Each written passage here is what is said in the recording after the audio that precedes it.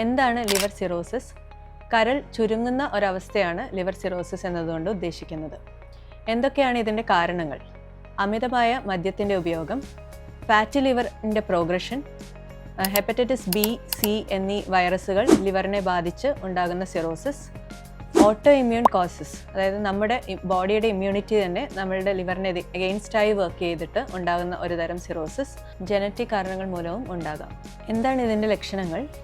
വളരെ ഇനീഷ്യൽ സ്റ്റേജിൽ സിറോസിസ് ഉള്ള ഒരാൾക്ക് ലക്ഷണങ്ങൾ ഉണ്ടാവണം എന്നില്ല. റുട്ടീനായിട്ടുള്ള സ്കാന്, ലിവർ ടെസ്റ്റ് എന്നിവയിൽ ആണ് ഡയഗ്നോസിസ് യൂഷ്വലി ചെയ്യാറ്.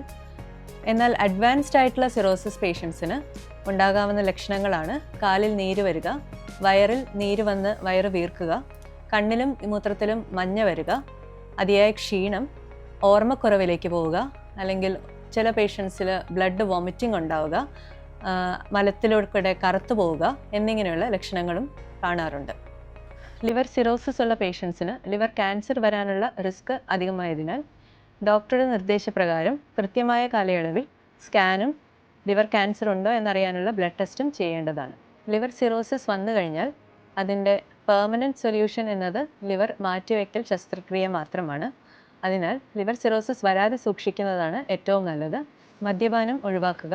ഫാറ്റി ലിവർ എന്ന അവസ്ഥയുണ്ടെങ്കിൽ അത് ഡോക്ടറിൻ്റെ നിർദ്ദേശപ്രകാരം അതിനുള്ള ട്രീറ്റ്മെൻറ്റുകളും ശരിയായ വ്യായാമ മുറയും ഭക്ഷണ രീതിയും പാലിക്കുക എന്നതാണ്.